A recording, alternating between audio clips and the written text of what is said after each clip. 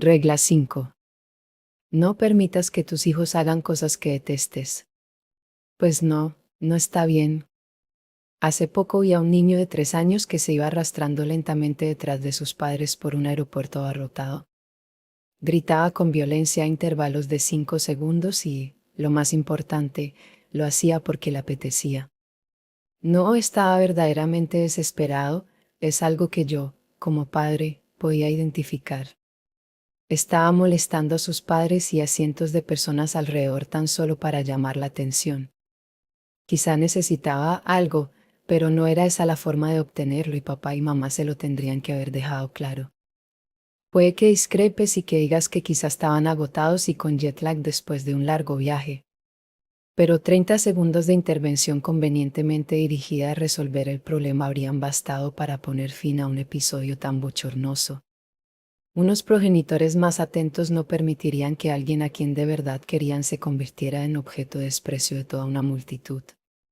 En otra ocasión vi como una pareja que no conseguía, o no quería, decirle, no, a su hijo de 2 años se veía obligada a seguirlo allá donde iba, a cada momento de lo que en principio era una placentera visita social, porque el crío se portaba tan mal cuando no se lo sometía a un control permanente que no se le podía conceder ni un solo segundo de verdadera libertad sin asumir riesgos. El deseo de los padres de no corregir a su hijo en cada uno de sus impulsos producía de forma perversa el efecto exactamente contrario, lo privaban de toda oportunidad de actuar de forma independiente. Puesto que no se atrevían a enseñarle lo que significa un no, carecía de cualquier noción sobre los límites razonables que establecen la máxima autonomía de un niño. Era un ejemplo clásico de un gran caos que engendra un gran orden y su inevitable contrario. De igual forma, he visto a padres a los que se les hacía imposible mantener una conversación adulta durante una cena porque sus hijos, de 4 y 5 años, dominaban todo el escenario social sacándoles la mida a todas las rebanadas de pan y sometiendo a todos los presentes a su tiranía infantil mientras mamá y papá miraban avergonzados, despojados de la menor habilidad para intervenir. Mi hija ya es adulta, pero cuando era niña, en una ocasión un niño le pegó en la cabeza con un camión metálico de juguete. Un año más tarde, vi al mismo niño empujar con malicia a su hermana encima de una mesa de café de cristal. Su madre lo agarró enseguida, mientras la niña asustada se quedaba en el suelo, y le dijo susurrando que no hiciera esas cosas, mientras le daba cariñosas palmaditas de una forma que tan solo indicaba aprobación. Lo que estaba haciendo era crear un pequeño Dios emperador del universo, y ese es, en realidad, el objetivo no confesado de muchas madres, incluso algunas que se tienen por defensoras de la absoluta igualdad de los sexos. Estas mujeres se oponen a gritos a cualquier orden que emita un hombre adulto, pero se apresurarán en cuestión de segundos a prepararle a su vástago un sándwich de mantequilla de cacahuete si éste se lo pide mientras juega, enfrascado y con aires de importancia, a la consola. Las futuras parejas de estos niños tendrán todas las razones del mundo para odiar a sus suegras. Respeto por las mujeres. Eso vale para otros chicos, otros hombres, no para sus queridos hijos. Algo por el estilo es lo que debe subyacer, al menos en parte, en la preferencia por los hijos varones que se aprecia particularmente en lugares como la India, Pakistán y China, donde se practica de forma intensiva el aborto selectivo por sexo. La entrada de Wikipedia sobre esta práctica atribuye su existencia a normas culturales que consideran a los niños preferibles a las niñas. Cito Wikipedia porque se escribe y edita de forma colectiva, con lo que resulta el lugar perfecto para encontrar saberes comúnmente aceptados. Pero no hay prueba alguna de que este tipo de ideas sean estrictamente culturales. Existen razones psicobiológicas plausibles que explican la evolución de este tipo de actitudes y que no resultan gratas desde una perspectiva moderna e igualitaria. Si las circunstancias te obligan, digamos, a jugártela a una sola mano, un hijo es una apuesta mejor, por estrictos motivos de lógica evolutiva, cuando lo único que cuenta es la proliferación de tus genes. ¿Por qué? Bueno, una hija que se reproduzca con éxito te puede aportar 8 o 9 criaturas. Gita Schwartz, una superviviente del Holocausto, fue toda una estrella en este aspecto, tuvo 3 generaciones de descendientes directos que alcanzaron ese nivel máximo de procreación, de tal forma que, cuando murió en 2010, su prole la componían casi 2000 personas. Pero si tienes un hijo que se reproduce con éxito, no hay límites que valgan, ya que procreando con numerosas parejas femeninas puede conseguir una reproducción exponencial, y eso a pesar de la práctica limitación en nuestra especie a los nacimientos de un solo bebé. Según cuentan los rumores, el actor Warren Beatty y el jugador de baloncesto Will Chamberlain se fueron a la cama cada uno con miles de mujeres, un comportamiento que no resulta extraño, por ejemplo, entre las estrellas de rock. No engendraron criaturas en esas mismas proporciones, ya que los métodos modernos de control de la natalidad lo limitan, pero algunas personas célebres del pasado sí que lo hicieron. El antepasado común de la dinastía, King Hyokanga, que nació hacia 1550, es ancestro por línea sucesoria masculina de 1,5 millones de personas del noroeste de China. La dinastía medieval Uinei dejó una descendencia de 3 millones de hombres, localizada fundamentalmente en el noroeste de Irlanda y los Estados Unidos, como resultado de la migración irlandesa. Y el rey de todos, Gengis Khan, conquistador de gran parte de Asia, es el ancestro del 8% de los hombres de Asia Central, es decir, 16 millones de descendientes hombres, 34 generaciones más tarde. Así que, desde una perspectiva profundamente biológica, hay razones por las cuales los padres puedan tener tal preferencia por la descendencia masculina y quieran eliminar los fetos femeninos, si bien no quiero decir que exista una causalidad directa ni doy a entender que se deba apelar a otras razones más marcadamente culturales. El tratamiento preferencial que se puede dispensar a un niño durante el desarrollo puede contribuir a formar un hombre atractivo, equilibrado y seguro de sí mismo. Este fue el caso del padre del psicoanalista Sigmund Freud, según sus propias palabras. Un hombre que fue el indisputable favorito de su madre mantiene durante el resto de su vida el sentimiento de conquistador, esa confianza en el éxito que a menudo conduce al éxito real. De acuerdo. Pero este sentimiento de conquistador puede convertir fácilmente a la persona en un conquistador real. Las memorables hazañas reproductivas de Gengis Khan salieron muy caras a muchas personas, entre ellas a los millones de chinos, persas, rusos y húngaros que fueron masacrados. Así pues, mimar a un niño puede funcionar bien desde la perspectiva del gen egoísta, es decir, permitir que los genes del niño consentido den lugar a una descendencia innumerable, retomando la famosa expresión del biólogo evolutivo Richard Dawkins. Pero también puede dar pie a un espectáculo sórdido y doloroso en el momento actual y acabar mutando en algo inconcebiblemente peligroso. Nada de esto significa que todas las madres muestren una preferencia por sus hijos varones, que las hijas no puedan ser a veces las favoritas o que los padres no malcríen en ocasiones a sus hijos. Hay otros factores que claramente pueden resultar dominantes. En algunos casos, por ejemplo, hay un odio inconsciente, o quizá no tan inconsciente, que se impone por encima de cualquier preocupación que los padres puedan sentir por cualquiera de sus hijos, sin importar el sexo, la personalidad o la situación. Recuerdo el caso de un niño de 4 años al que se le dejaba pasar hambre de forma constante.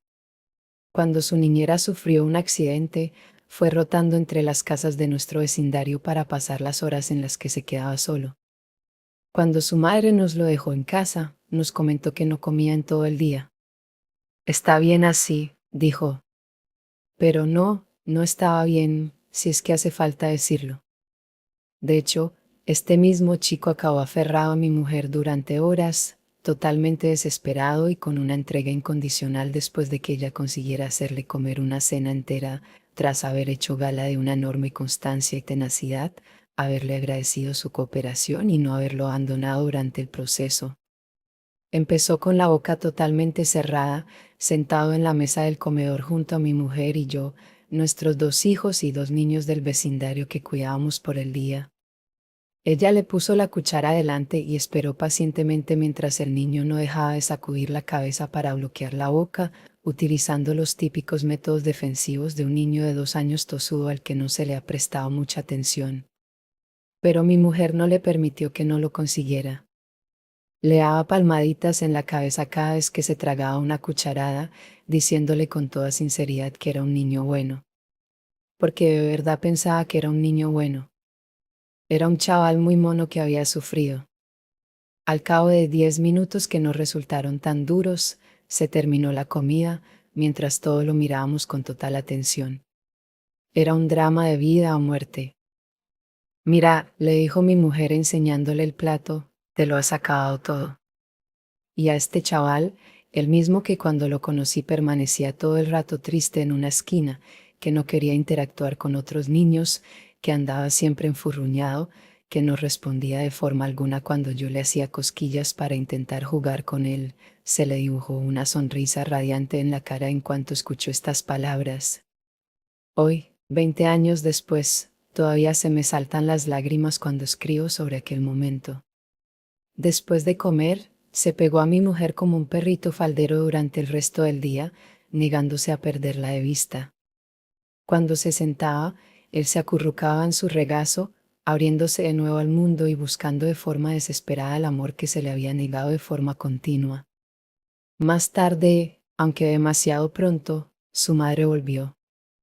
Bajó por las escaleras a la habitación en la que estábamos y, al ver a su hijo encima de mi mujer, dijo con resentimiento, «Vaya, una supermamá».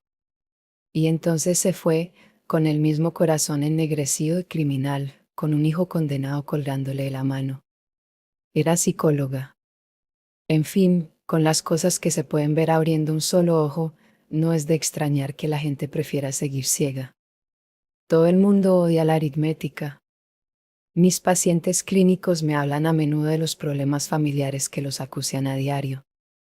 Este tipo de preocupaciones cotidianas resultan insidiosas y su carácter habitual y predecible hace que parezcan banales. Pero esa aparente trivialidad resulta engañosa, ya que son las cosas que se producen un día tras otro las que dan forma a nuestras vidas, de modo que el tiempo consumido en repeticiones continuas se va acumulando a una velocidad alarmante. Hace poco, un padre me habló de los problemas que tenía para acostar a su hijo, un ritual que solía costarle unos 3/4 de hora de pelea. Hicimos las cuentas, 45 minutos por 7 días a la semana suponen más de 300 minutos, es decir, 5 horas semanales. 5 horas por las 4 semanas que componen un mes significan 20 horas al mes, que, multiplicadas por 12 meses, hacen 240 horas al año. Algo así como un mes y medio de una semana laboral de 40 horas. Mi paciente se pasaba un mes y medio de semanas laborales cada año luchando de forma inútil y deprimente con su hijo. No hay ni que decir que ambos sufrían por ello. No importan las buenas intenciones que tengas ni el buen temperamento que demuestres, es imposible llevarse bien con alguien con quien peleas durante un mes y medio de semanas laborales al año. Inevitablemente el resentimiento se va acumulando, e incluso si no es así, todo ese tiempo malgastado de forma tan desagradable podría emplearse en actividades más productivas, más placenteras y que generasen menos estrés. ¿Cómo pueden entenderse las situaciones de este tipo? ¿Quién tiene la culpa, el padre o el hijo? ¿La naturaleza o la sociedad? ¿Y qué se puede hacer, si es que se puede hacer algo? Hay quien considera que todos estos problemas los causan los adultos, ya sea el padre o el conjunto de la sociedad. No hay niños malos, suelen decir estas personas, tan solo malos padres. Y cuando piensas en la imagen idealizada de un niño puro y angelical, este planteamiento parece plenamente justificado. La belleza, la extraversión, la alegría, la confianza y la capacidad de querer que caracterizan a los niños hacen que resulte fácil atribuir toda la culpa a los adultos implicados. Pero este tipo de actitudes resultan peligrosas e ingenuamente románticas. Es demasiado maniqueo en el caso, por ejemplo, de padres a los que les ha tocado un hijo o una hija particularmente complicado. Tampoco resulta particularmente acertado cargarle a la sociedad de forma mecánica cualquier tipo de corrupción humana, porque este tipo de conclusiones lo único que hacen es desplazar el problema a otro momento anterior. No se explica nada ni se resuelve nada, porque si la sociedad está corrupta, pero no los individuos que la habitan, Entonces, ¿cuándo se originó el problema? ¿Cómo se propagó? Resulta una teoría muy parcial y profundamente anclada en convicciones ideológicas. Aún más problemática es la convicción que se deriva lógicamente de la presunción de corrupción social de que todos los problemas individuales, por excepcionales que resulten, tienen que solucionarse mediante una reestructuración cultural con la virulencia que sea necesaria. Nuestra sociedad se enfrenta a una petición creciente de desmontar las tradiciones que le sirven de base para incluir a grupos cada vez más pequeños de personas que no pueden o no quieren encajar en las categorías a partir de las cuales establecemos nuestras percepciones. No es algo bueno, ya que los problemas personales de cada uno no pueden resolverse con una revolución social, porque las revoluciones son desestabilizadoras y peligrosas. Hemos aprendido a convivir y a organizar nuestras complejas sociedades lentamente y de forma gradual a lo largo de periodos muy dilatados, y no podemos entender con exactitud por qué funciona lo que estamos haciendo. Así pues, cambiando alegremente nuestros procedimientos sociales en nombre de algún tabú ideológico, como la diversidad, es probable que tan solo consigamos generar nuevos problemas, habida cuenta del sufrimiento que hasta las revoluciones más pequeñas suelen generar. Fue, por ejemplo, una buena decisión liberalizar de forma tan abierta las leyes de divorcio en los años 60 del siglo pasado. No me parece que los niños cuyas vidas se vieron desestabilizadas por la hipotética libertad que este intento de liberación introdujo estén de acuerdo con la afirmación. Detrás de los muros que levantaron con sabiduría nuestros ancestros acecha el horror, así que, si los echamos abajo, asumimos una responsabilidad. Patinamos sin saberlo sobre una capa muy fina de hielo que cubre aguas gélidas y profundas donde se ocultan monstruos inimaginables. Veo a los padres de hoy en día aterrorizados con sus hijos, en buena parte porque se los ha identificado como los agentes inmediatos de esta supuesta tiranía social y así se les ha negado su legitimidad como agentes necesarios y bondadosos de disciplina y orden. Se ven obligados a vivir inseguros y mortificados bajo la alargada sombra de los valores adolescentes de la década de 1960, unos años cuyos excesos condujeron a una denigración general de la vida adulta, a una incredulidad irreflexiva sobre la existencia de poderes competentes y a la incapacidad de distinguir entre el caos de la inmadurez y la libertad responsable.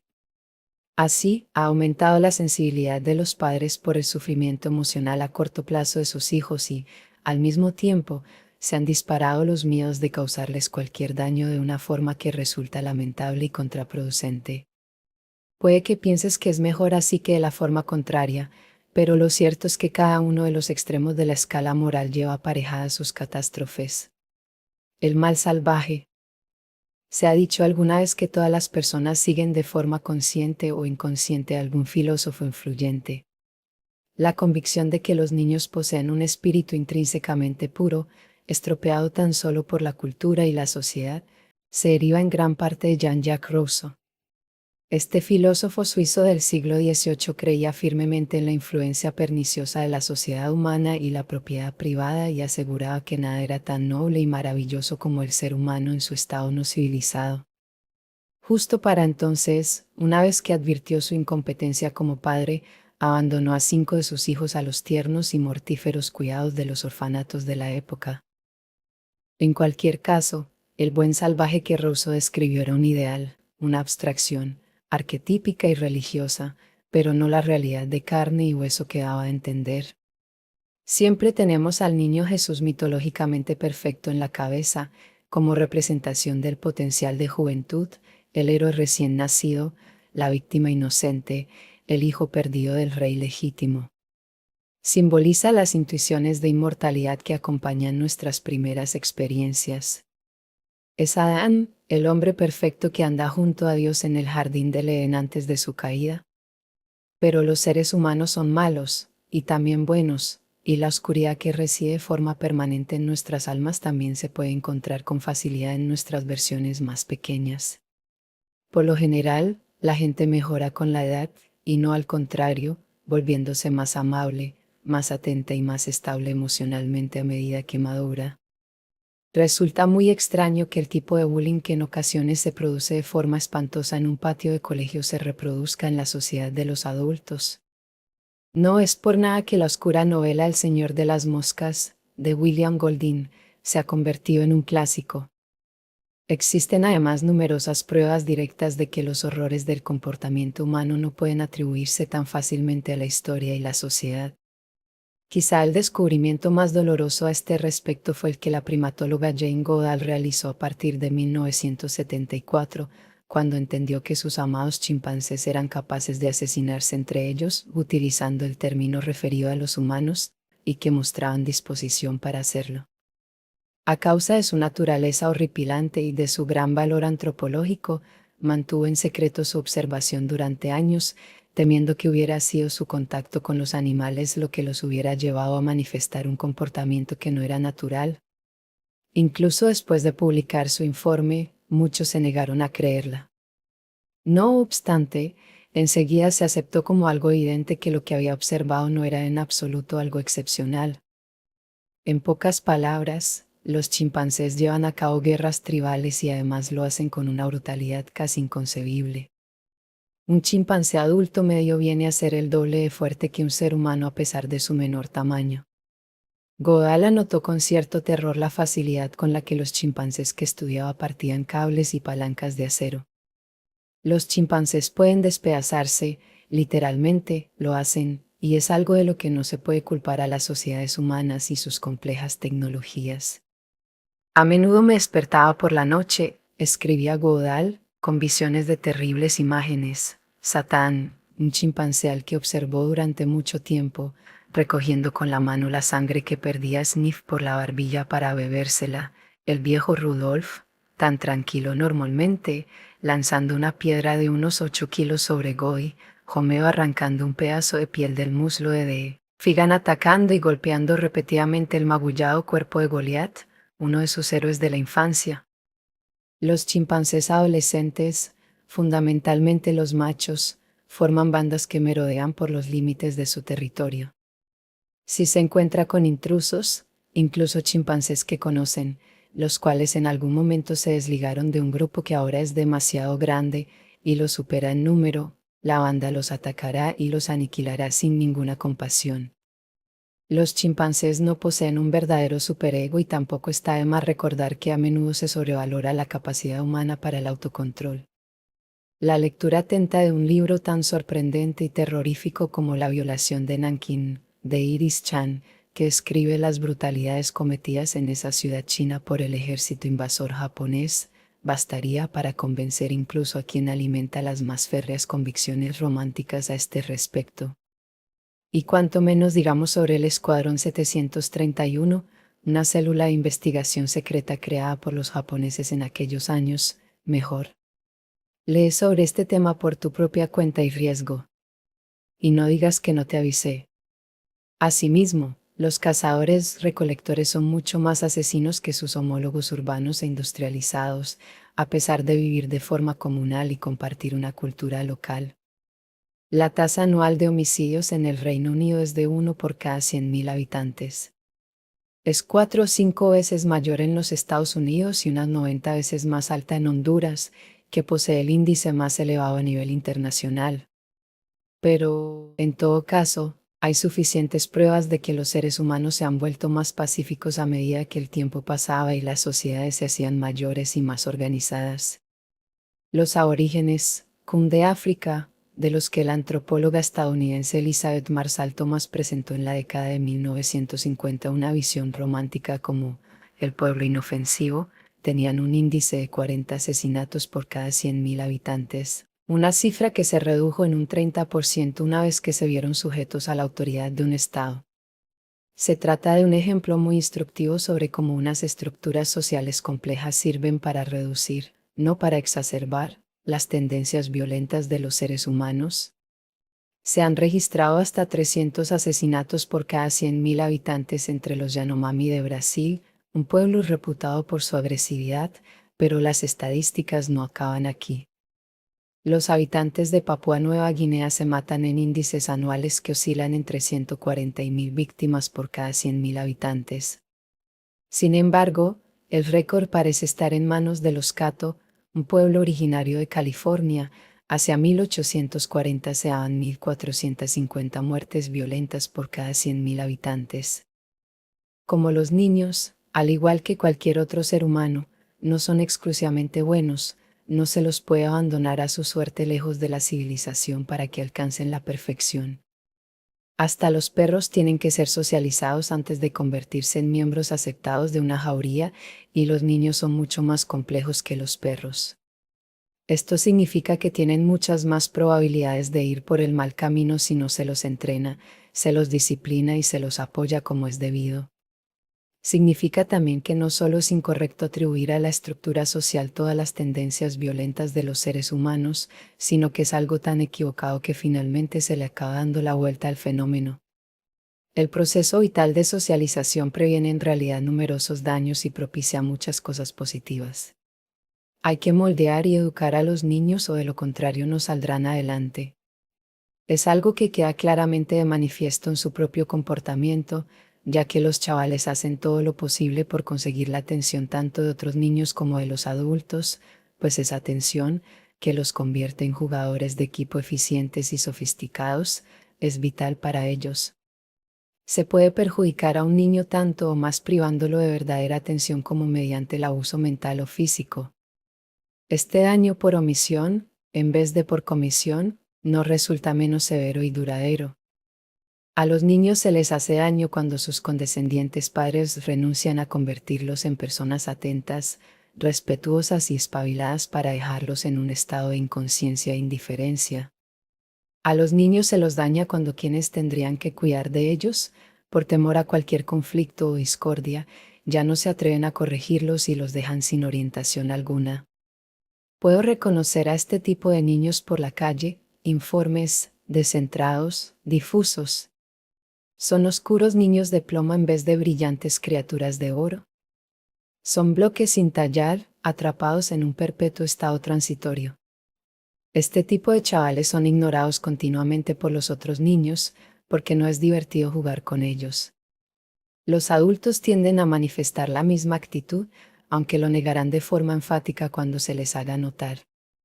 Al principio de mi carrera, cuando trabajaba en guarderías, los niños que sufrían más esta falta de atención venían a mí desesperados, titubeando y con la torpeza que suele caracterizarlos, sin el menor sentido de las distancias apropiadas e incapaces de juguetear con un mínimo de atención.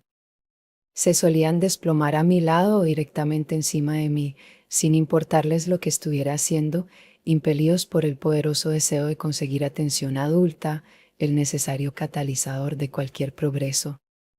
Era muy difícil no reaccionar con cierto enojo, incluso desagrado, ante esos niños y su permanente infantilismo. Era difícil no limitarse a apartarlos, por mucho que sufriera por ellos y entendiera perfectamente lo que trataban de hacer.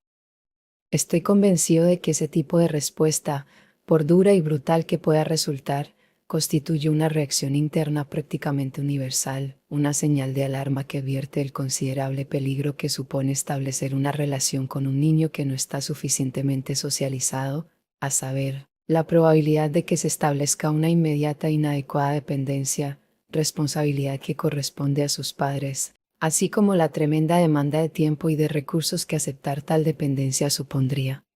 Ante semejante situación, los hipotéticos amigos de la misma edad o los adultos que pudieran demostrar cierto interés preferirán interactuar con otros niños con los que la relación coste-beneficio, por decirlo así, resulte mucho menor. Padres o amigos. El descuido y el maltrato que acompañan a los enfoques disciplinarios poco estructurados o totalmente ausentes pueden ser deliberados, es decir, pueden estar motivados por convicciones explícitas y conscientes de los padres, por erróneas que puedan resultar. Pero más a menudo los padres modernos se encuentran sencillamente paralizados por el miedo a que sus hijos dejen de quererlos si los reprenden por cualquier motivo. Quieren ante todo la amistad de su hijo y están dispuestos a sacrificar el respeto para conseguirla. Algo así no está bien, porque un niño puede llegar a tener muchos amigos, pero, por lo general, solo dos progenitores. Y estos cuentan más, no menos, que los amigos.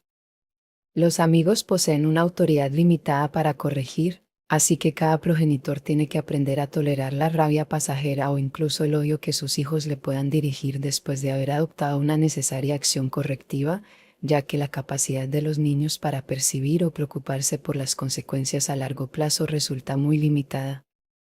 Los progenitores son los árbitros de la sociedad, enseñan a los niños a comportarse de tal modo que el resto de las personas pueda interactuar de forma significativa y productiva con ellos. Disciplinar a un niño es un acto de responsabilidad, no es ninguna manifestación de ira frente a un comportamiento inadecuado.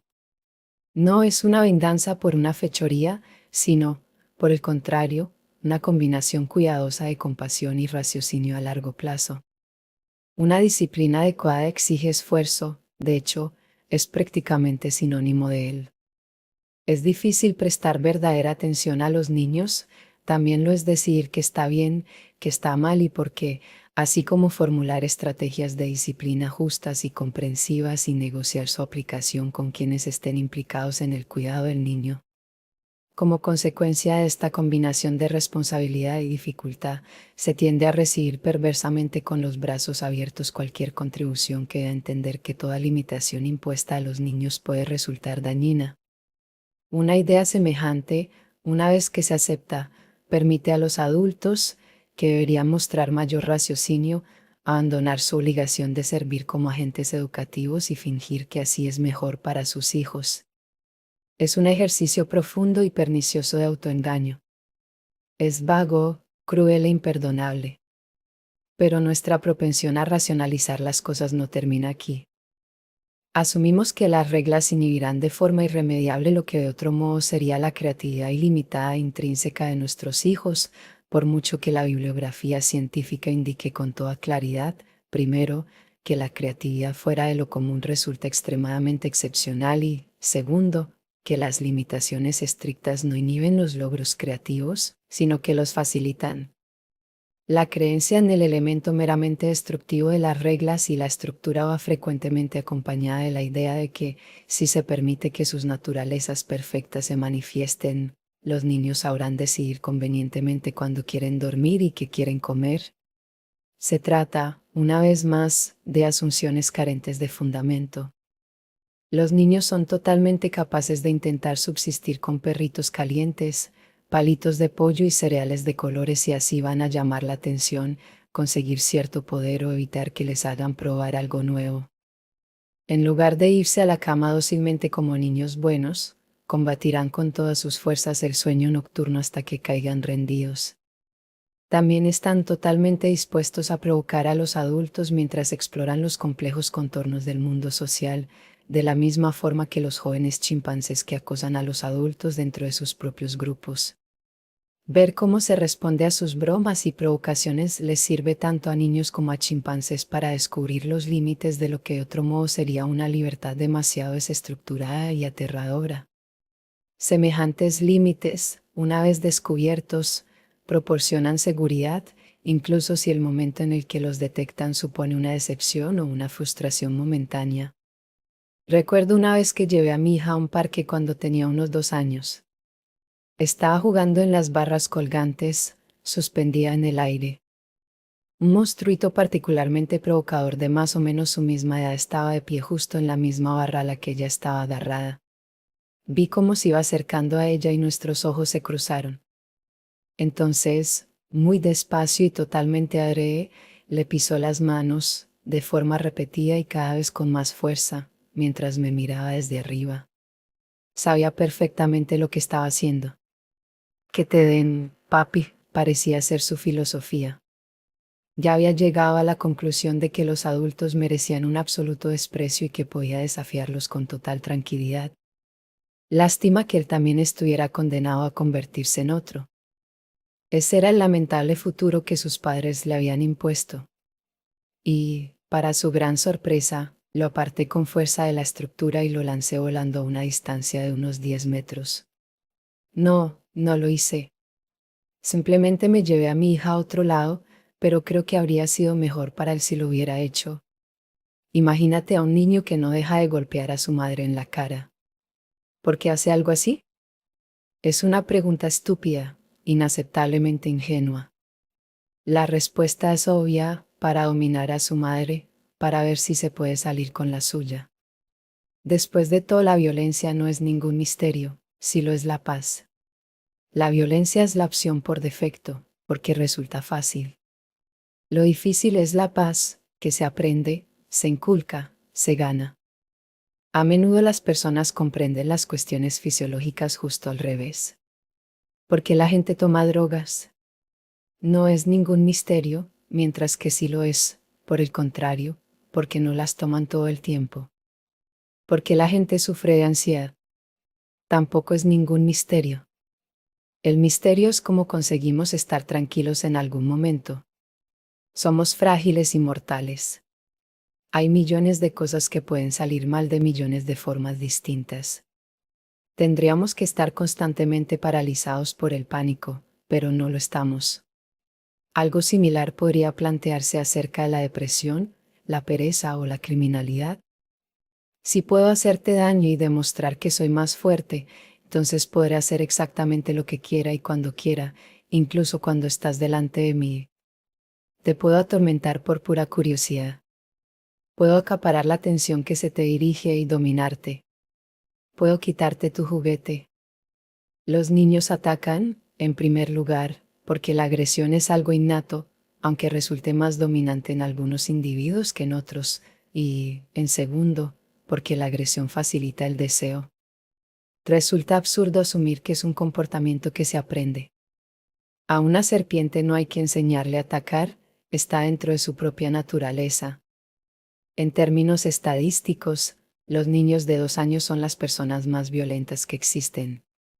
Dan patadas, pegan y muerden y también les quitan sus cosas a los demás.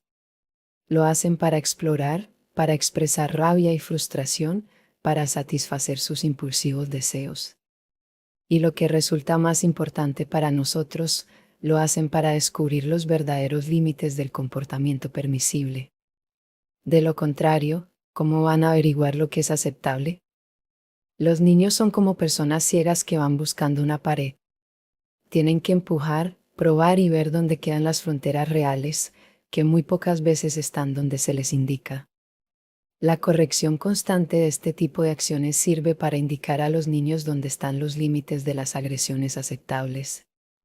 Su ausencia no hace más que estimular la curiosidad, de tal modo que el niño, si es agresivo y dominante, seguirá pegando, mordiendo y dando patadas hasta que se le indique un límite. ¿Cómo de fuerte puedo pegar a mamá? Hasta que proteste. Teniéndolo en cuenta, es mejor empezar a corregir más pronto que tarde, siempre que se tenga como objetivo que el niño no pegue a sus padres.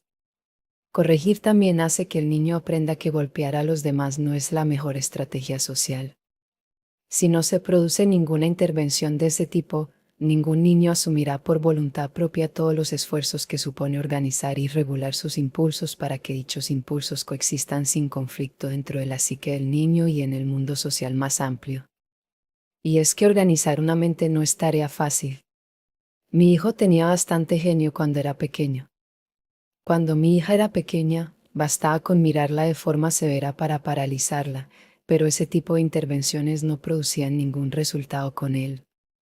Cuando tenía 9 meses, ya había conseguido que su madre, que no tiene nada de pusilánime, se pasara toda la cena pendiente de él mientras estábamos en la mesa. El niño luchaba para quitarle la cuchara. Nos alegramos, porque no queríamos seguir dándole de comer ni un minuto más de lo necesario, pero el pequeño granuja solo comía 3 o 4 cucharadas y luego se ponía a jugar. Revolvía la comida en el plato, tiraba trozos desde lo alto de la trona y los seguía con la mirada a medida que caían en el suelo. Vale, no pasaba nada, estaba explorando. Pero al final lo que ocurría era que no comía lo suficiente. Y como no comía lo suficiente, tampoco dormía bien, así que despertaba a sus padres llorando a medianoche y estos cada vez se volvían más gruñones. El niño frustraba a su madre, que luego lo descargaba sobre mí, así que no íbamos por buen camino. A los pocos días de haber empezado así, decidí recuperar el control de la cuchara. Me preparé para la guerra y reservé tiempo suficiente. Por difícil de creer que resulte, Un adulto puede vencer a un niño de 2 años. Como dice el refrán, más sabe el diablo por viejo que por diablo. Esto se explica en parte porque el tiempo resulta mucho más largo cuando se tienen 2 años. Lo que para mí era media hora, a mi hijo le parecía una semana, así que yo estaba seguro de la victoria. Él era testarudo y espantoso, pero yo podía ser peor.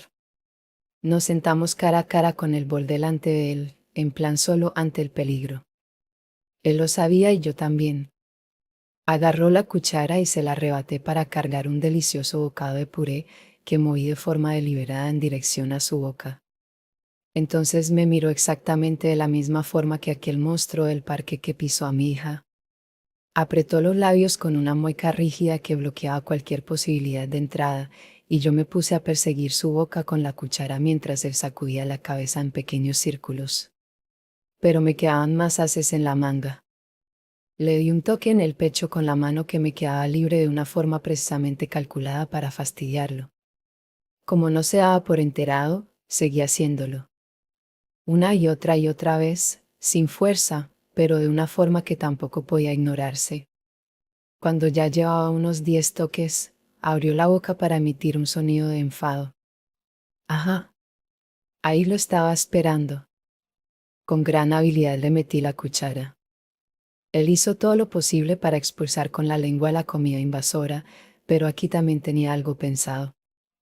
Sencillamente coloqué mi dedo índice horizontalmente a lo largo de sus labios, de tal forma que aunque una parte sí cayó fuera, también se tragó otra. 1-0 para papá.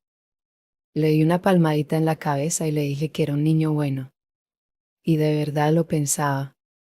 Cuando alguien acaba haciendo algo que tú intentas que haga, recompénsalo, no hay que ser ruin en la victoria. Al cabo de 1 hora, todo había acabado. Hubo furia y quejidos y mi mujer tuvo que irse de la habitación porque la tensión le resultaba insufrible. Pero el niño comió y acabó desplomado, exhausto, encima de mi pecho. Dormimos juntos la siesta y después de despertarse me quería mucho más que antes de someterlo a la disciplina. Es algo que observé a menudo cuando nos enfrentábamos cara a cara, y no solo con él. Poco tiempo después, empezamos una serie de turnos de canguro con otro matrimonio, de tal forma que cuando una pareja iba a cenar o a ver una película dejaba a sus hijos en casa de la otra, que se ocupaba de cuidarlos a todos.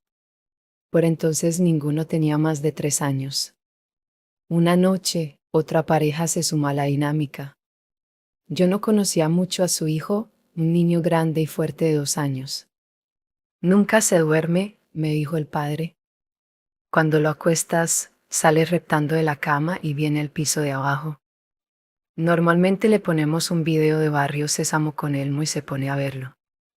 Ni de casualidad voy a recompensar a un niño recalcitrante por un comportamiento inaceptable, pensé para mis adentros, y desde luego no voy a ponerle a nadie un video de Elmo.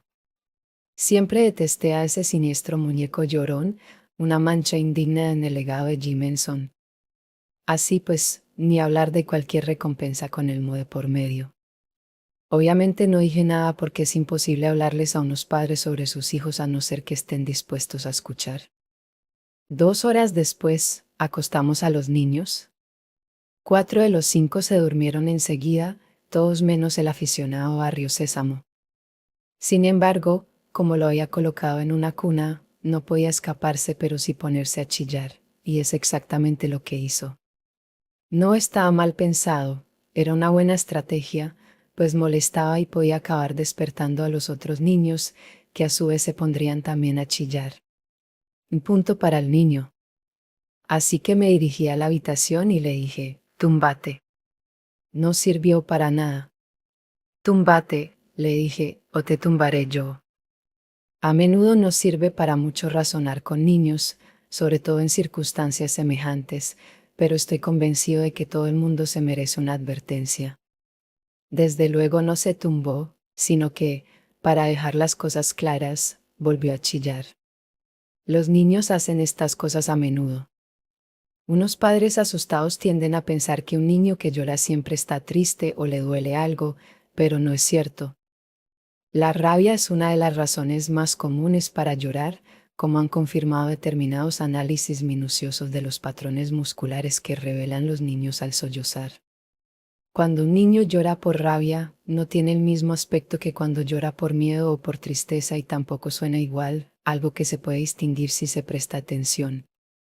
Llorar por rabia es a menudo un acto de dominación y hay que tratarlo como tal. Así que lo agarré y lo tumbé, con suavidad y paciencia pero con firmeza. Él se levantó y yo lo tumbé. Se levantó otra vez y lo tumbé. Se volvió a levantar y esta vez, tras tumbarlo, le puse la mano en la espalda. Se agitó como un titán, pero sin resultado. Al fin y al cabo, no tenía más que la 10ª parte de mi tamaño, me bastaba con una mano, así que lo mantuve tumbado y empecé a hablar con él con tranquilidad, diciéndole que era un niño bueno y que tenía que relajarse. Le di un chupete y empecé a darle golpecitos suaves en la espalda. Entonces él comenzó a relajarse y sus ojos empezaron a cerrarse, así que quité la mano. Inmediatamente él se puso de pie. Me quedé sorprendido. El niño tenía su genio. Lo agarré y volví a tumbarlo una vez más. Túmbate, monstruo, le dije. Le volví a dar golpecitos en la espalda, algo que calma a algunos niños.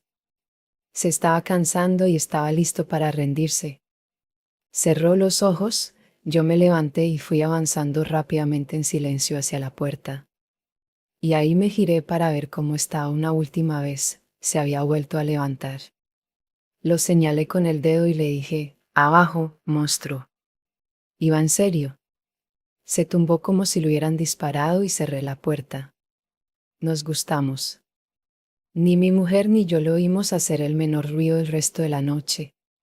¿Qué tal el niño?, me preguntó el padre cuando volvió a casa mucho más tarde.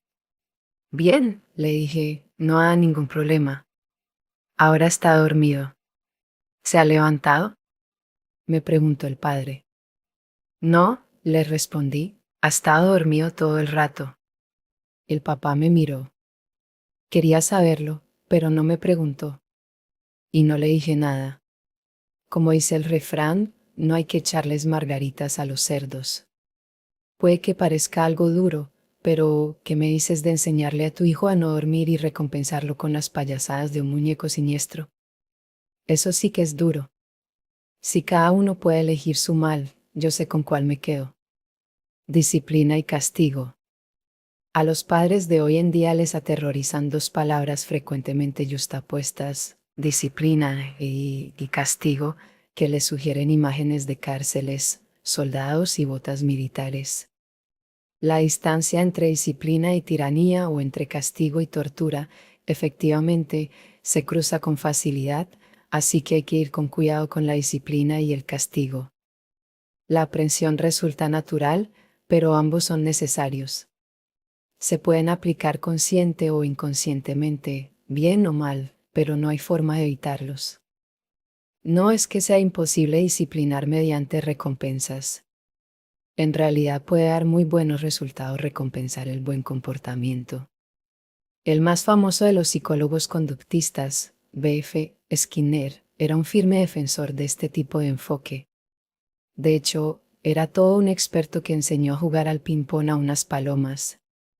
Lo cierto es que tan solo eran capaces de lanzar la pelota de un lado a otro picoteándola, pero no eran más que palomas, así que, aunque jugaran mal, la cosa ya era todo un logro. Skinner incluso enseñó a sus pájaros a guiar misiles durante la Segunda Guerra Mundial, en el Proyecto Paloma, luego conocido como Orcon. Hizo grandes avances, hasta que la invención de los sistemas de guía electrónicos dejó obsoletos sus esfuerzos.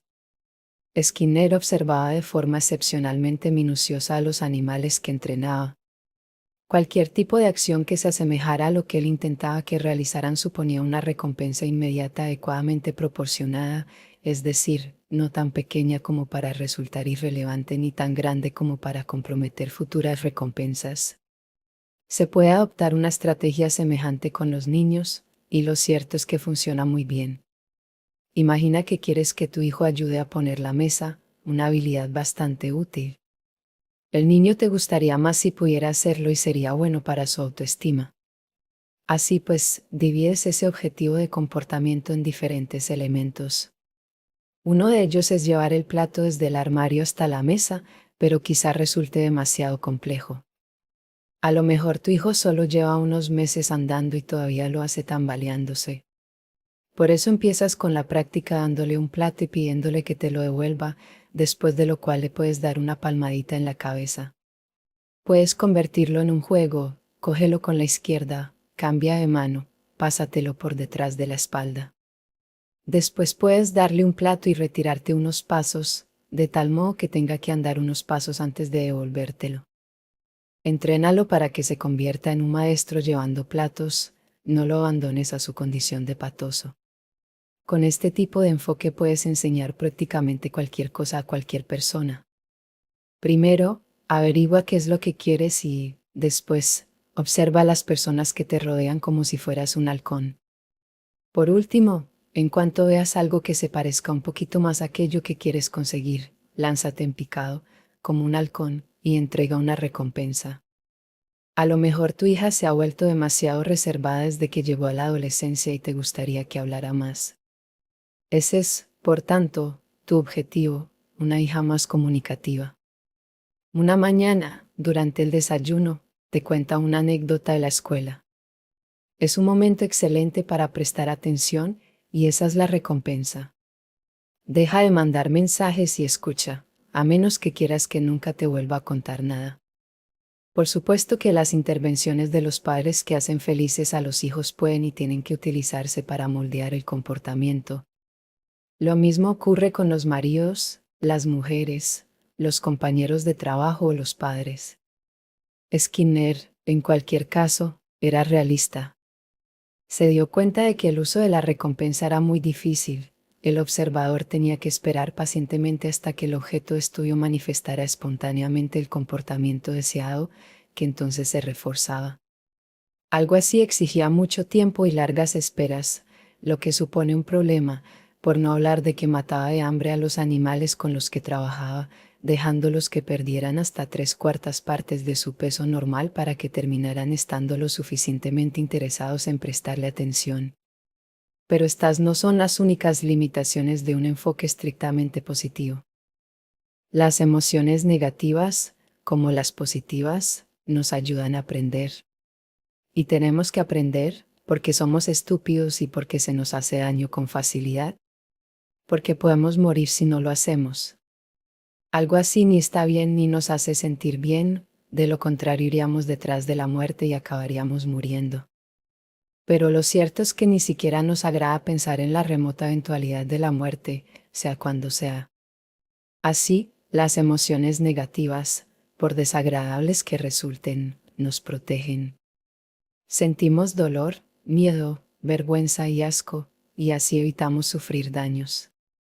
Y se trata de sentimientos que solemos sentir a menudo. De hecho, sentimos más emoción negativa ante una pérdida de un valor determinado que la positiva que experimentamos si conseguimos algo de ese mismo valor. El dolor es más contundente que el placer y la ansiedad, más que la esperanza. Las emociones, las positivas y las negativas, presentan dos variantes apropiadamente diferenciadas. La satisfacción, técnicamente, la saciedad, nos señala que lo que hemos hecho estaba bien, mientras que la esperanza, técnicamente, un incentivo, nos indica que algo placentero va a ocurrir. El dolor nos hace sufrir, de tal forma que no repetimos las acciones que nos hicieron daño a nivel personal o nos condujeron al aislamiento social, puesto que la soledad, técnicamente, también es una forma de dolor. La ansiedad nos hace alejarnos de las personas dañinas y los malos lugares para que no tengamos que sentir dolor. Todas estas emociones tienen que equilibrarse unas con otras y deben evaluarse minuciosamente en cada contexto, pero todas ellas son necesarias para que sigamos con vida. Por tanto, hacemos un flaco favor a nuestros hijos si dejamos de utilizar cualquier herramienta a nuestro alcance que los ayude a aprender, incluidas las emociones negativas, aunque se recurra a ellas de la forma más bondadosa posible. Skinner sabía que las amenazas y los castigos podían frenar los comportamientos no deseados, de la misma forma que las recompensas reforzaban los apropiados.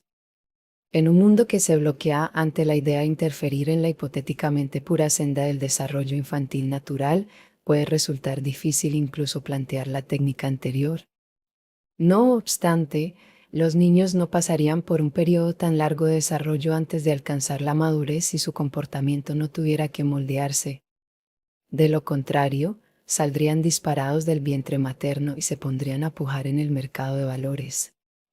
Tampoco se puede proteger totalmente a los niños del miedo y del dolor. Son pequeños, vulnerables y no saben gran cosa del mundo. Incluso cuando están haciendo algo tan natural como aprender a andar, el mundo no deja de asestarles golpe tras golpe. Y eso sin mencionar la frustración y el rechazo que experimentan de forma inevitable cuando tienen que tratar con sus hermanos, con sus compañeros o con adultos testarudos y poco colaborativos. En resumen, la verdadera cuestión a nivel moral no es cómo proteger totalmente a los niños de los sinsabores y el fracaso de tal forma que nunca sufran ni miedo ni dolor, sino, por el contrario, cómo maximizar el aprendizaje para que puedan extraer un conocimiento útil con un coste mínimo.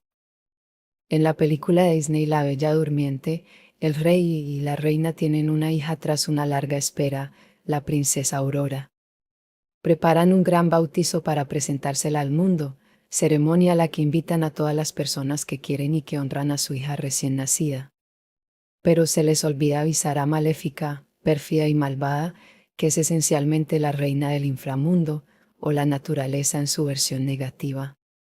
En términos simbólicos, esto significa que los dos monarcas están sobreprotegiendo a su querida hija, montando a su alrededor un mundo que no contiene nada negativo.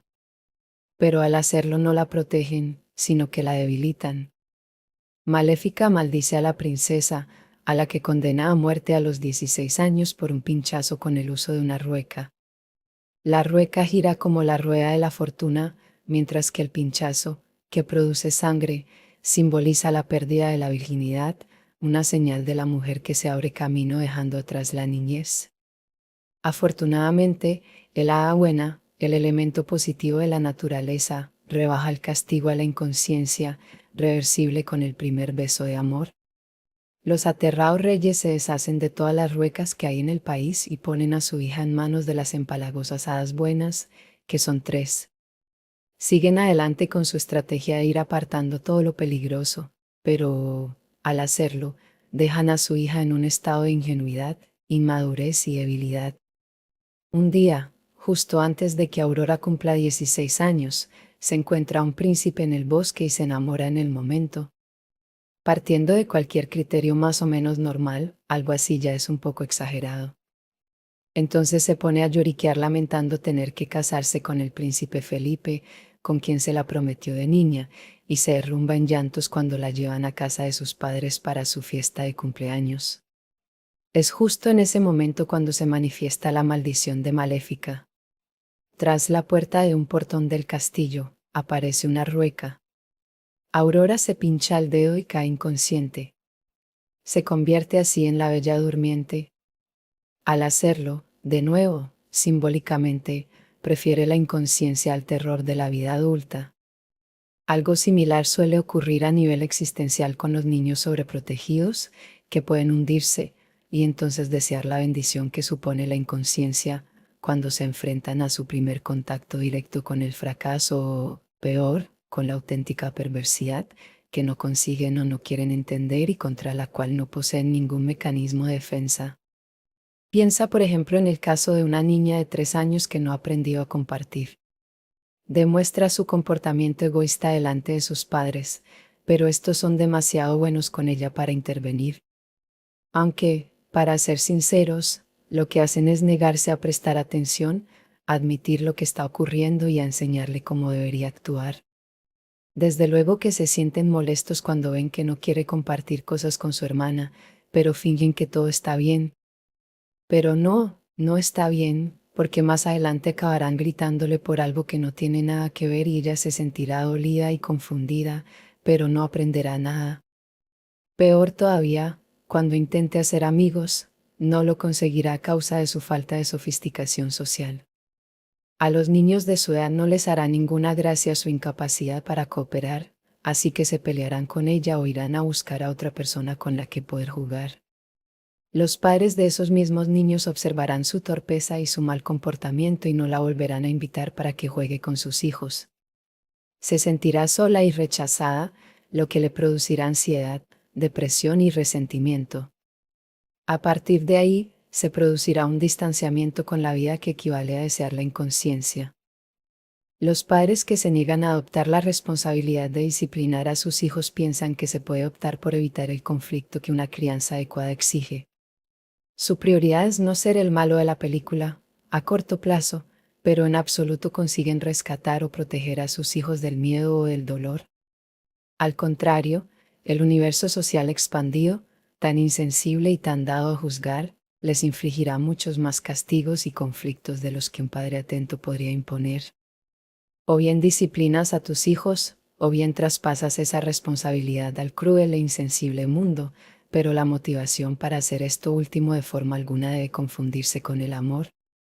Puede que disientas, como a veces hacen los padres de hoy en día, y te preguntes por qué un niño tendría que estar sujeto a los dictados arbitrarios de un progenitor. De hecho, hay toda una nueva variante de pensamiento políticamente correcto que considera que algo así es adultismo, una forma de prejuicio y opresión análoga, por ejemplo, al sexismo o al racismo. Hay que plantear con cuidado la cuestión de la autoridad de los adultos, algo que requiere un delicado estudio de la propia cuestión. Aceptar una objeción tal y como se formula equivale a aceptar hasta cierto punto su validez, lo que puede resultar peligroso si la cuestión está mal planteada. Vamos, pues, a analizarla. En primer lugar, ¿por qué un niño tendría que estar sujeto a nada? Bueno, es fácil. Todo niño o toda niña tiene que escuchar y obedecer a los adultos porque depende de los cuidados que una o varias personas ya crecidas estén dispuestas a proporcionarle. Teniéndolo en cuenta, es mejor para el niño comportarse de tal forma que genere genuino afecto y buena disposición. Pero se puede imaginar algo todavía mejor. El niño podría portarse de una forma que al mismo tiempo garantizara la máxima atención por parte de los adultos, de una forma que resultara beneficiosa para su estado actual y para su desarrollo futuro. Algo así resulta muy ambicioso, pero es lo que más se ajusta a los intereses del niño, con lo que hay buenos motivos para aspirar a tal meta. A todo niño también se le debería enseñar a cumplir de buena gana con las expectativas del mundo social. Esto no significa asumir la imposición de una conformidad ideológica enajenada, sino, al contrario, que los padres deben recompensar aquellas actitudes y acciones que faciliten el éxito de sus hijos en el mundo que se abre más allá de la familia, así como utilizar las amenazas y el castigo cuando sean necesarios para erradicar comportamientos que conduzcan a la desgracia y al fracaso.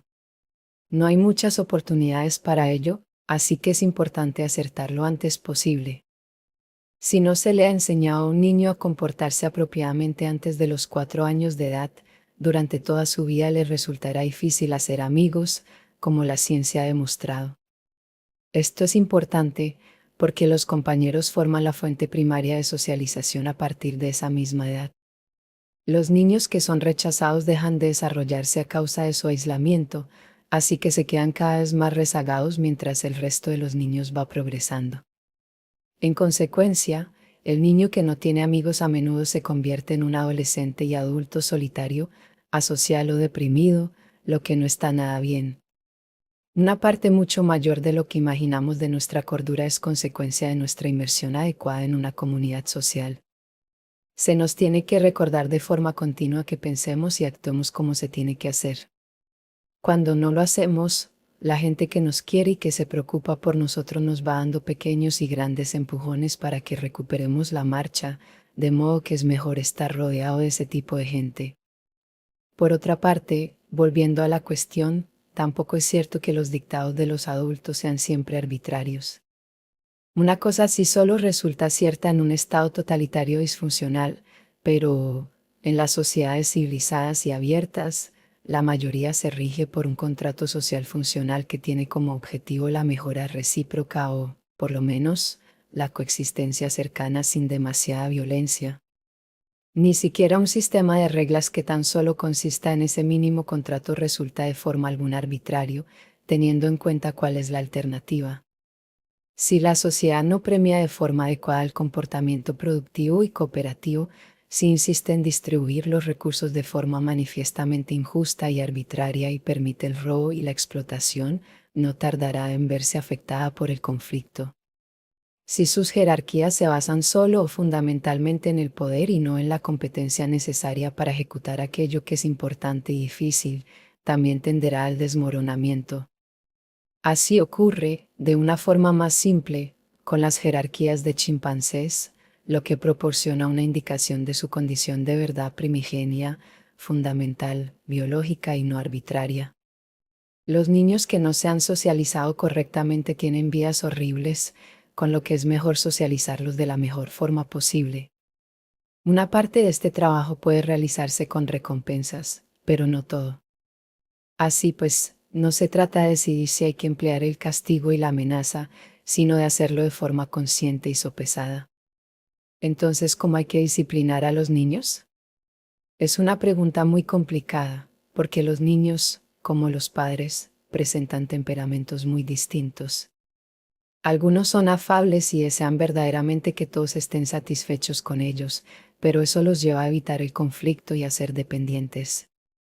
Otros son más tenaces e independientes y quieren hacer lo que les apetezca, cuando quieran y todo el tiempo. Así pues, pueden ser provocativos, desobedientes y testarudos. Otros necesitan desesperadamente reglas y estructuras, con lo que se encuentran a gusto incluso en entornos muy rígidos. Los hay que tienen muy poca estima por lo predecible y por la rutina, totalmente refractarios a cualquier exigencia, por mínima que sea, relacionada con el orden. Unos tienen una imaginación y una creatividad desbordantes, otros son mucho más concretos y conservadores. Todos estos rasgos constituyen diferencias profundas, importantes, profundamente influidas por factores biológicos y que resulta difícil modificar socialmente. Es una suerte que, habiendo de gestionar esta variabilidad, seamos herederos de una gran cantidad de reflexiones atinadas sobre el uso adecuado del control social. La fuerza mínima necesaria. Partamos de una idea inicial muy sencilla: no habría que poner más normas de las necesarias, o dicho con otras palabras, las malas leyes hacen que se respete menos las que son buenas. Esto viene a ser el equivalente ético, e incluso legal, de la navaja de Occam, la guillotina conceptual de los científicos que estipula que la hipótesis más simple es la preferible. Así pues, no hay que abrumar a los niños, ni a quienes intentan disciplinarlos, con demasiadas reglas, porque así solo se conduce a la frustración. Limita las reglas y después piensa en qué se puede hacer cuando no se respeta una de ellas. Resulta difícil establecer una regla general y válida para todos los contextos en lo que se refiere a la severidad del castigo. Sin embargo, hay una regla muy útil que recoge la Common Law inglesa, el derecho anglosajón derivado del sistema medieval que se aplica en los territorios con influencia británica y que constituye uno de los más grandiosos productos de la civilización occidental. Su análisis nos puede servir para establecer un segundo principio muy útil. La Common Law te permite defender tus derechos, pero solo de forma razonable. Si alguien irrumpe en tu casa y tienes una pistola cargada, tienes el derecho de defenderte, pero es mejor hacerlo en diferentes fases. ¿Qué pasa si se trata de un vecino borracho y desorientado? Fuego, piensas, pero no es tan simple. Así que, en vez de disparar, dices: alto. Tengo una pistola. Si así no se consigue ninguna explicación ni la retirada, puedes ponderar la conveniencia de un tiro de advertencia. Y después, si el intruso sigue avanzando, puedes apuntarle a la pierna. No tomes todo esto por una asesoría legal, no es más que un mero ejemplo. Puede echarse mano de un único principio, brillante en su carácter práctico, para generar todas estas reacciones progresivamente más severas, el de la fuerza mínima necesaria. Así que ahora ya tenemos dos reglas generales de disciplina. La primera, limita las reglas. La segunda, utiliza la menor fuerza necesaria para aplicarlas. A propósito del primer principio, quizá te preguntes, vale, limitar las reglas, pero ¿a qué exactamente? Aquí hay algunas sugerencias. No muerdas, pegues o des patadas a no ser que sea para defenderte. No tortures ni acoses a otros niños para no acabar en la cárcel. Come de forma civilizada y muéstrate agradecido, así a la gente le gustará invitarte a casa y cocinar para ti. Aprende a compartir, así los demás niños jugarán contigo. Presta atención cuando te hablen los adultos, así no te aborrecerán e incluso puede que se dignen a enseñarte algo. Vete a dormir cuando te toque y sin escándalos, así tus padres podrán tener una vida privada y no se lamentarán de que estés en casa. Cuida de tus cosas, porque es algo que hay que aprender y porque tienes suerte de tenerlas. Sé un alegre compañero cuando pasen cosas divertidas, así la gente querrá tenerte cerca. Un niño que conoce estas reglas será bienvenido allá donde vaya. En cuanto al segundo principio, que es igual de importante, puedes preguntarte cuál es la fuerza mínima necesaria. Esto tienes que decidirlo basándote en la experiencia, a partir de la intervención más insignificante. A algunos niños una simple mirada los paraliza y otros se detienen cuando se les da una orden. Pero a algunos puede que les haga falta recibir en la mano el golpe de un dedo índice extendido. Algo así resulta particularmente útil en lugares públicos, como un restaurante, ya que se puede aplicar de forma rápida, eficiente y en silencio, sin riesgos de que se produzca una escalada de tensión. ¿Qué alternativas hay? Un niño que llora de rabia para que se le preste atención y que está molestando a todo el mundo no resulta particularmente popular. Otro que vaya corriendo de mesa en mesa y que moleste a todo el mundo no hace más que deshonrarse. Es una palabra anticuada, pero me parece oportuna a él y a sus padres. Comportamientos así no son nada deseables y los niños no harán más que repetirlos en público porque están experimentando, es decir, intentando establecer si las mismas reglas que hasta ahora han valido se pueden aplicar en un lugar nuevo. No hay forma de llegar a esa conclusión mediante la palabra, al menos no cuando se tiene menos de 3 años. Cuando nuestros hijos eran pequeños y los llevábamos a restaurantes, atraían las sonrisas de la gente. Se estaban bien sentaditos y comían con educación. No era algo que pudieran hacer durante mucho tiempo, pero tampoco los teníamos allí demasiado. Cuando empezaban a dar muestras de nerviosismo tras haber estado sentados 3/4 de hora, sabíamos que era el momento de irse.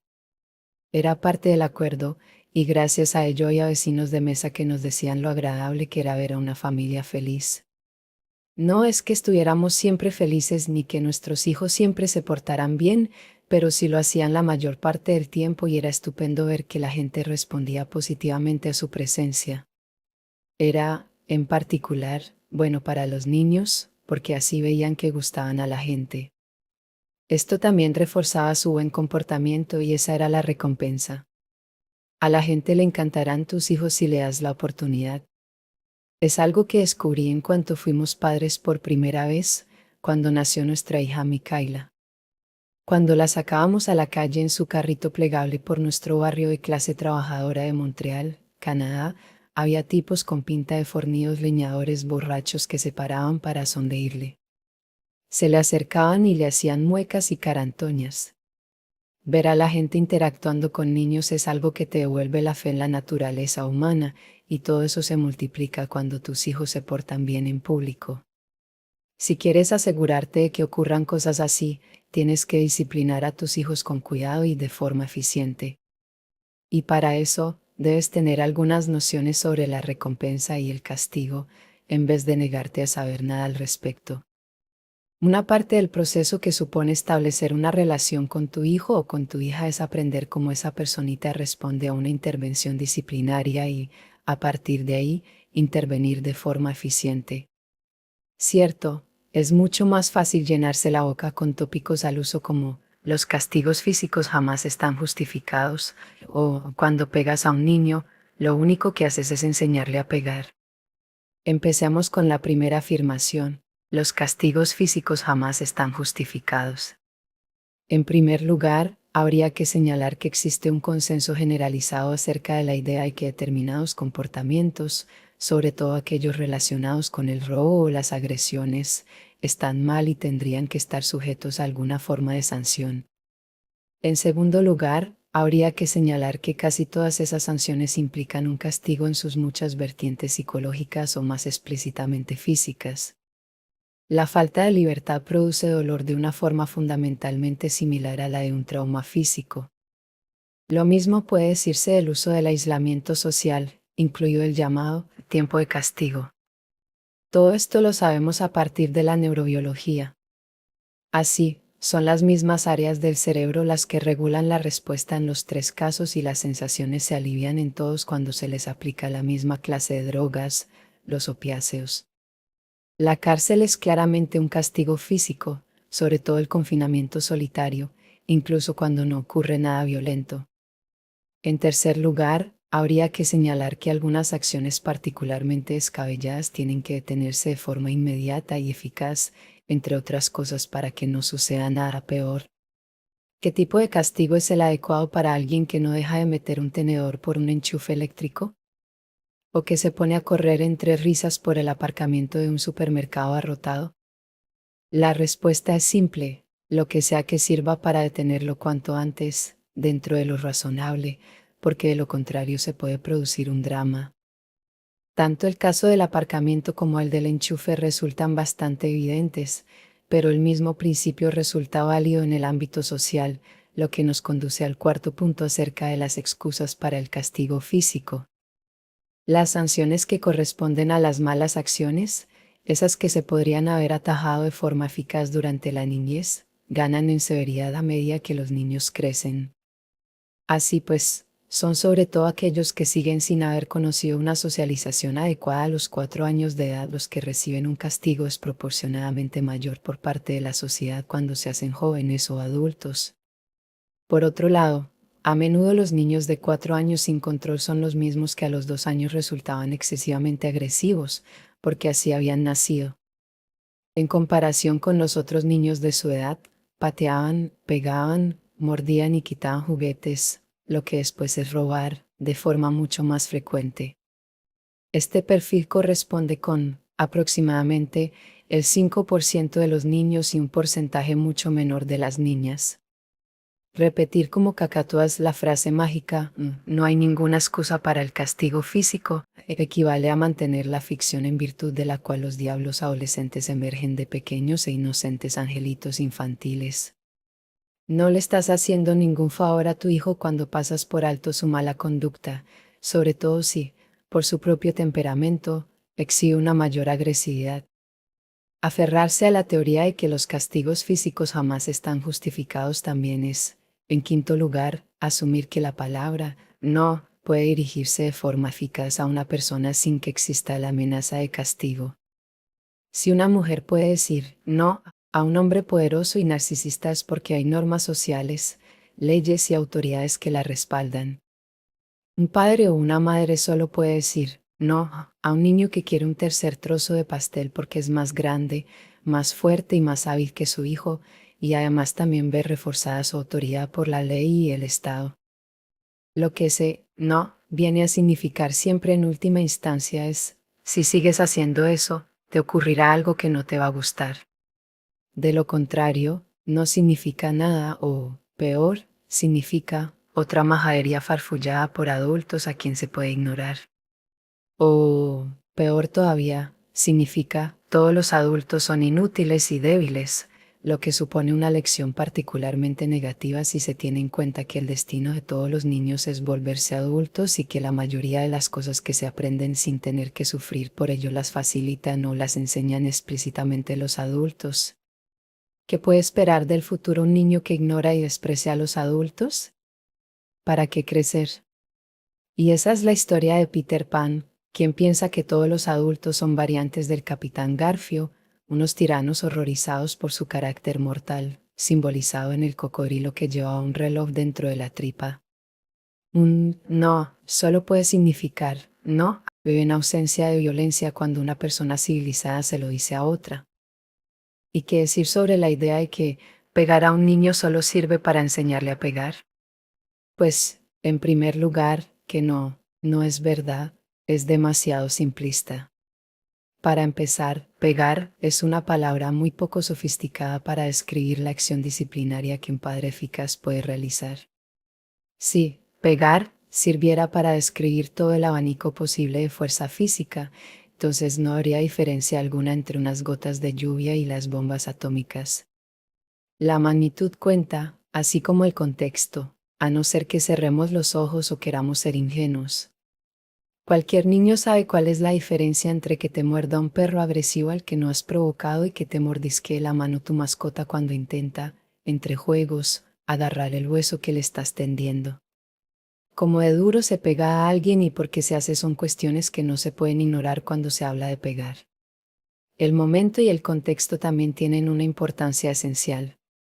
Si le das con un dedo en la mano a tu hijo de 2 años después de que haya golpeado en la cabeza a su hermanita menor con un bloque de madera, entenderá la conexión y, por lo menos, no estará tan dispuesto a volver a hacerlo la próxima vez, lo que parece un buen resultado. Seguro que, a partir del toque con el dedo de su madre, no saca la conclusión de que tendría que golpear más fuerte. No es tonto, simplemente tiene celos, es impulsivo y no muestra una gran sofisticación. ¿Y qué otra cosa puedes hacer para proteger a su hermana? Si impartes disciplina de forma no eficaz, la pequeña sufrirá, quizá durante años. Las agresiones continuarán porque no harás absolutamente nada para que paren. Evitarás el conflicto que resulta necesario para establecer la paz, harás la vista gorda y, cuando acabe enfrentándose a ti, quizá ya de adulto, dirás que nunca te habías dado cuenta de que era así. Lo que pasa es que no querías saberlo, así que nunca lo llegaste a saber. Te limitaste a renunciar a tu responsabilidad de disciplina y en su lugar te entregaste a un despliegue continuo de bondad. Pero todas las casitas de golosinas tienen dentro una bruja que se come a los niños. ¿Y a dónde nos lleva todo esto? A la decisión de impartir disciplina de forma eficaz o ineficaz, pero no a la decisión de evitar cualquier tipo de ella, porque la naturaleza y la sociedad acabarán castigando de forma draconiana todos los defectos de comportamiento que no se hayan corregido siendo niños. Aquí tienes algunas pistas prácticas. Sacar al niño de la habitación, el llamado tiempo de descanso, puede ser una forma extremadamente efectiva de castigo, sobre todo si el niño que se está portando mal puede volver en cuanto haya sido capaz de controlarse. Así, el niño de la rabieta se sentará solo hasta que se calme y luego podrá volver a la vida normal. Esto significa que quien gana es el niño, no la rabia. La regla es, vuelve con nosotros en cuanto seas capaz de portarte bien. Es una regla muy buena para los niños, los padres y la sociedad. Sabrás si tu hijo ha recuperado el control y entonces volverá a gustarte, a pesar de lo que haya hecho antes. Si sigues enfadado, quizá es porque no se ha arrepentido del todo, quizá tendrías que hacer algo con tu tendencia al rencor. Si tu hijo es un pequeño canalla que lo único que hace cuando lo sientas en los peldaños de la escalera o en su habitación es salir corriendo entre risas, entonces quizás se pueda añadir algún tipo de restricción física. Se puede sujetar a un niño o una niña con cuidado pero con firmeza por la parte superior de los brazos hasta que deje de retorcerse y preste atención. Si eso no funciona, quizás sea necesario tumbar al niño boca abajo sobre la rodilla del padre.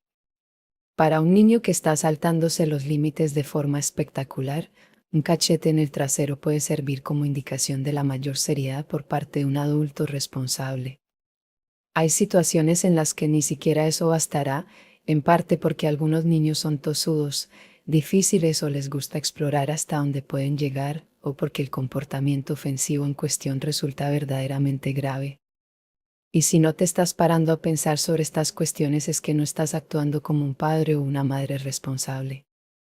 Estás dejando el trabajo sucio a otra persona y esa persona lo hará de forma mucho más sucia que tú. Un sumario de principios. Principio de disciplina número 1. Limita las reglas. Principio 2. Utiliza la fuerza mínima necesaria. Aquí está el tercero. Los progenitores deberían ser dos. Criar a niños es algo que exige muchos esfuerzos y resulta agotador, por eso es muy fácil que un padre o una madre se equivoque. El insomnio, el hambre, el resultado de una bronca, una resaca o un mal día en el trabajo. Cualquiera de estos elementos por sí solo basta para que una persona tenga un comportamiento poco razonable, así que su combinación puede hacer que alguien se vuelva peligroso. En tales circunstancias, es necesario contar con otra persona cerca, observar, entrar en acción y hablar.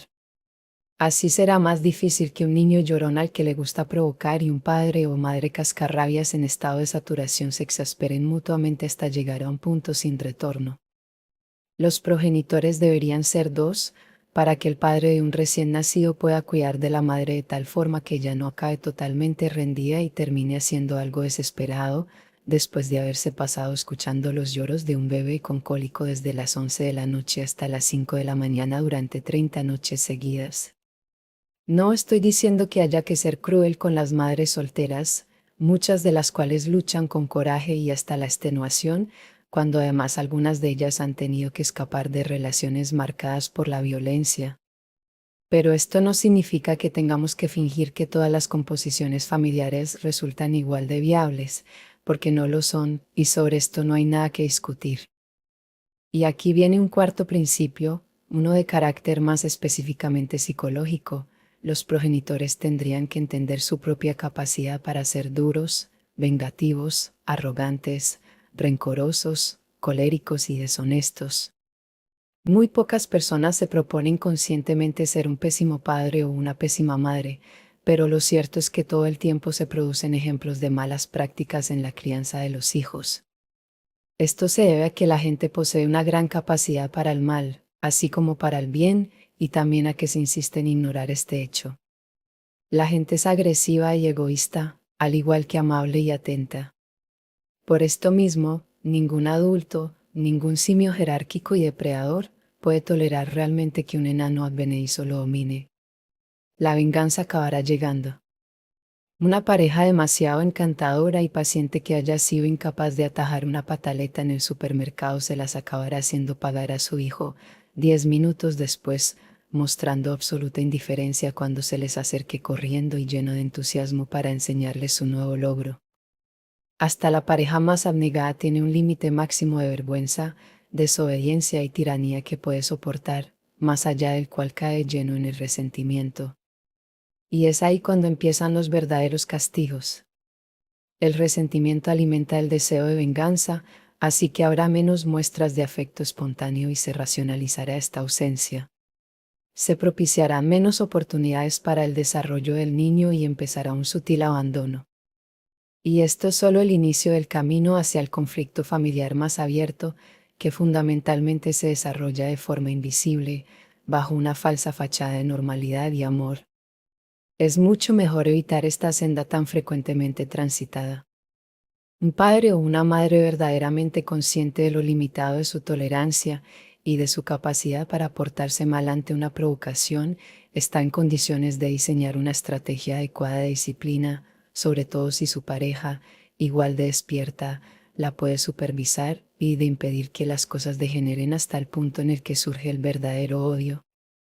Así que, cuidado, porque hay familias tóxicas en todas partes, familias sin reglas ni límites para el mal comportamiento, con padres que explotan de forma aleatoria e impredecible e hijos que viven en ese caos y son aplastados si son tímidos o se rebelan en vano si tienen un carácter fuerte. Y algo así no está bien. Algo así puede llegar a ser letal. En cuanto al quinto y último principio, es el más general. Los padres tienen el deber de actuar como representantes del mundo real. Unos representantes cariñosos y atentos, pero representantes en todo caso. Esta obligación pasa por encima de cualquier responsabilidad de asegurar la felicidad, propiciar la creatividad o reforzar la autoestima. La obligación primordial de los padres es conseguir que sus hijos resulten socialmente deseables, algo que les proporcionará oportunidades, amor propio y seguridad. Es incluso más importante que favorecer el desarrollo de una identidad individual, puesto que solo se puede aspirar a este santo grial una vez que se ha alcanzado un grado elevado de sofisticación social. Los niños buenos y los padres responsables. Una niña de 3 años que ha sido convenientemente socializada es educada y encantadora. No es nada pusilánime, suscita el interés de otros niños y el aprecio de los adultos. Existe en un mundo donde la gente de su edad la acoge con cariño y los adultos sienten auténtica alegría al verla en vez de esconderse tras sonrisas forzadas. Las personas que le descubran el mundo lo harán con agrado, lo que será más beneficioso para su futura individualidad que cualquier intento cobarde por parte de sus padres de evitar el conflicto cotidiano y la disciplina. Habla con tu pareja o con amigos acerca de lo que te gusta y lo que no te gusta de tus hijos, pero no tengas miedo de que haya cosas que sí y otras que no. Eres capaz de discernir qué es apropiado y qué no lo es, de separar el grano de la paja. Eres consciente de las diferencias entre el mal y el bien. Una vez que tengas clara tu postura, una vez que hayas evaluado tu mezquindad, tu arrogancia y tu resentimiento, entonces podrás dar el paso siguiente y conseguir que tus hijos se porten bien. Serás responsable de su disciplina y también de los errores que inevitablemente cometas en el proceso. Entonces podrás pedir disculpas y aprender a hacerlo mejor. Al fin y al cabo quieres a tus hijos. Si sus actos hacen que dejen de gustarte, piensa en el efecto que tendrán en otras personas a las que les importan mucho menos que a ti y que los castigarán de forma severa, por omisión o comisión. No dejes que algo así ocurra. Es mejor enseñarles a tus monstruitos lo que está bien y lo que no, para que se conviertan en sofisticados ciudadanos del mundo que se abre más allá de la familia. Un niño que mira y escucha en vez de ir a lo suyo, que sabe jugar y no lloriquea, que es gracioso pero no harta, alguien en quien se puede confiar, ese niño tendrá amigos allá donde vaya. Gustará a sus profesores y a sus padres y, si presta atención a los adultos, recibirá de ellos la misma atención, además de sonrisas y gratas enseñanzas. Saldrá adelante en lo que tan a menudo es un mundo frío, implacable y hostil. Los principios claros de disciplina y castigo establecen un equilibrio entre indulgencia y justicia que favorecen de forma óptima el desarrollo social y la madurez psicológica. Las reglas claras y la disciplina apropiada ayudan al niño, a la familia y a la sociedad a establecer, mantener y expandir el orden, que es todo lo que nos protege del caos y de los terrores del inframundo, allí donde todo es incierto, donde todo provoca ansiedad, desesperanza y depresión. No hay mejor regalo que unos padres responsables y valientes. No permitas que tus hijos hagan cosas que detestes.